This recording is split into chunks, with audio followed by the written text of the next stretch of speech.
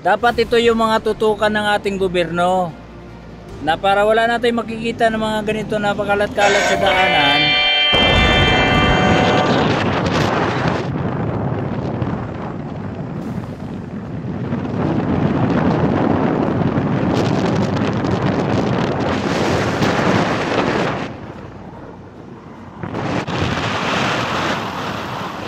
Shoutout po sa lahat po ng ating mga kaibigan, lalo ng ating mga kaibigan mo OFW. Shoutout sa lahat. Good morning. Okay, nandito tayo ngayon sa Marilaki Highway.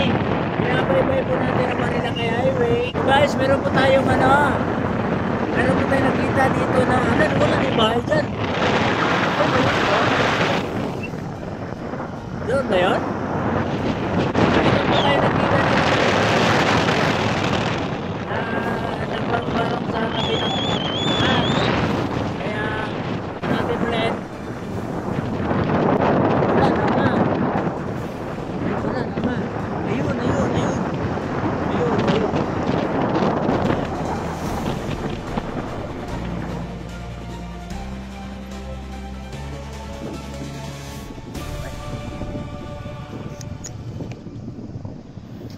Laki.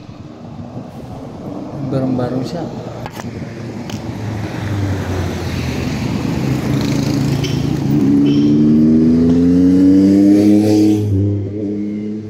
Kuya, magandang hapon. Dito kayo natutulog, kuya?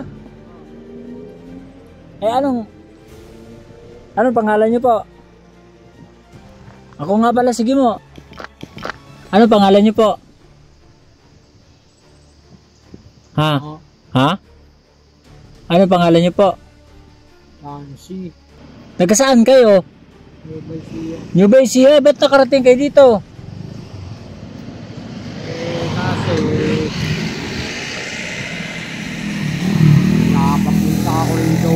Pinapapunta ka dito? Ano po yung utol ko? Ha? Hinahanap mo yung utol mo? Matagal ka na dito? Taga New Bay Ecija? Ano po pa? Hindi. Manawagan ka sa utol mo. Ano pangalan ng utol mo? Manawagan ka sa utol mo. Jeffrey yun. Jeffrey? Oh, Ano apelyido? Alonso. Jeffrey Alonso? Oh, shoutout po kay Jeffrey Alonso. Baka makita mo yung kapatid mo. Nandito ngayon sa Marilaki. Matagal ka na ba dito? Ha? Hindi ako makalakad. Hindi ka makalakad? Hinahanap ko yung lagusan pabalik-balik. Hinahanap mo yung lagusan pabalik-balik? Saan? Pwede papuntang Bebay siya. Dahil wala rin baka kasi hinahanap ko yung ID ko na wala. Hinahanap mo yung ID mo na wala. Saan banda sa New Bay Ecija? Sa Sampaloc. Sampaloc.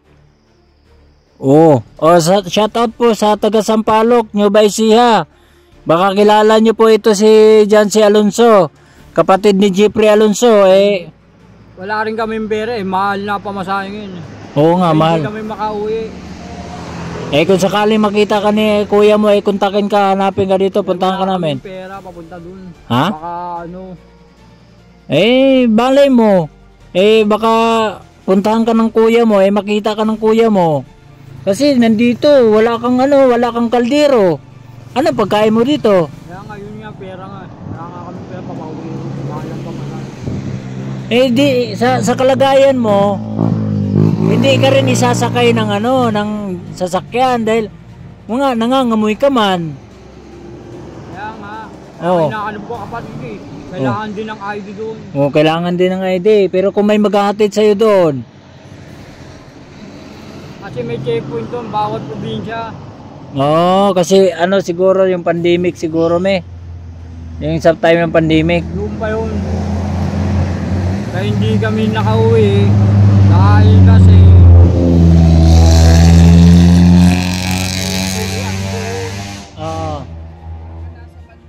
Diri.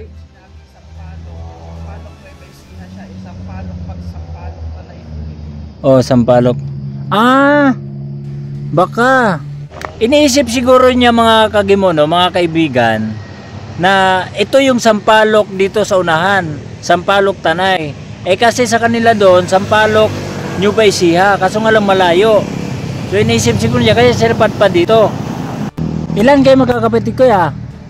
Jancy? 5? 5 kayo magkakapatid? Kahit nanay ko. Ano pangalan ng mga kapatid mo? Maliban doon kay kay Jeffrey. Ano pang pangalan ng ibang kapatid mo? Ria Alonso. Ano pa isa?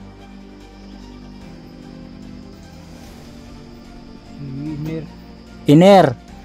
Oh, Hiner Alonso. May isa pa. Ewan ko kung saan na, hindi ko nga alam kung saan na nakatira yun. Kaya nga hinahanap ko. Hindi, kaya nga, ano nga pangalan no para at least? May mga asawa na yun. May mga asawa na. Oo. Pero saan talaga kayo nanggaling? Sa Nueva Ecija nga. Dito kami pinag-aaral. Dito kayo pinag-aaral sa Maynila? Saan sa Maynila? Di sa National. National? Kaso nga lang, pag binigyan natin to ng bigas, wala namang kaldero Wala. Oo, anong pagkain mo? Saan ka kumukuha ng pagkain? Inaabot lang. Ha? Dumadaan din. Naabutan ka lang. Ngayon, may nag-abot sa'yo ng pagkain? Oo. Meron? Oo. Ang problema nito pag binigyan natin ng bigas, wala rin masaingan.